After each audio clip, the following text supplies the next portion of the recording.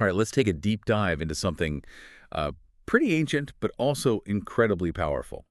We're opening up chapter 1 of the book of Nahum today. Mm, Our plan is to really unpack this short chapter, look at its, well, intense descriptions of divine power, wrath, mhm. but also refuge, Right. and how that connects to the prophecy about Nineveh, and importantly, what that meant for Judah.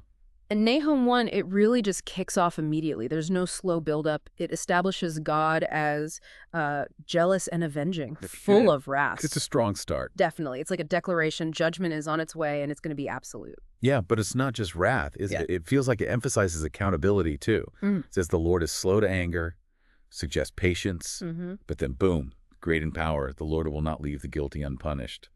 So it's, power tied to justice. Consequences. Exactly. It's not just random anger. Yes. And the scale of this power, it's cosmic. The descriptions, the whirlwind, the storm, clouds like dust. Yeah. It says this power can like rebuke seas, dry up rivers, mountains quake, hills melt, the whole earth trembling. Right. It's communicating total control over everything.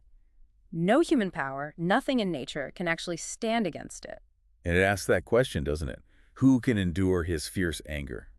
It talks about wrath like fire shattering rocks. Just underlines how impossible resistance is. That's the really fearsome side of it. But what's so interesting is how just a few verses later, it shifts dramatically. Huh. Okay, here's that contrast we mentioned. After all that overwhelming, kind of terrifying power, Mm. it says, the Lord is good, a refuge in times of trouble. He cares for those who trust in him. It's the same power. Right. The exact same immense power, but experienced totally differently based on your relationship to it. Refuge versus wrath. Yes, precisely. The power that destroys enemies is the same power that protects those seeking shelter. That's the core duality here, judgment and rescue. And this isn't just abstract theology, is it? It applies directly to the prophecy against Nineveh. That's the main target. Well, Nineveh was this notoriously powerful, often oppressive city, so the text declares their end. An overwhelming flood, it says, utterly consumed. Right. Why? Does it say why? Yeah, it points to someone from Nineveh who plots evil against the Lord and counsels wickedness. So their destruction is presented as a direct result of their own actions, their defiance. And it seems pretty final. Trouble will not come a second time.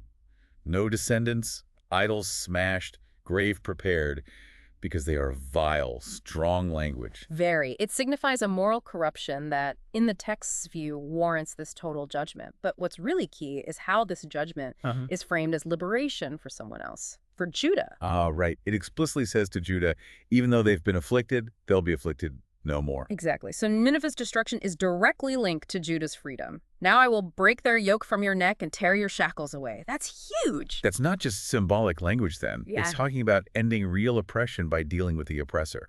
Precisely. Divine intervention against the aggressor brings freedom. And the chapter actually ends on that note. With the good news. Yeah, look. There on the mountains, the feet of one who brings good news, who proclaims peace. And this peace, you see, isn't just a vague hope. It's specific. It's the direct result of the wicked one, Nineveh, being destroyed. So they will no more invade you, O Judah. Peace through judgment. So this one short chapter paints such a stark picture. You've got this incredible divine power.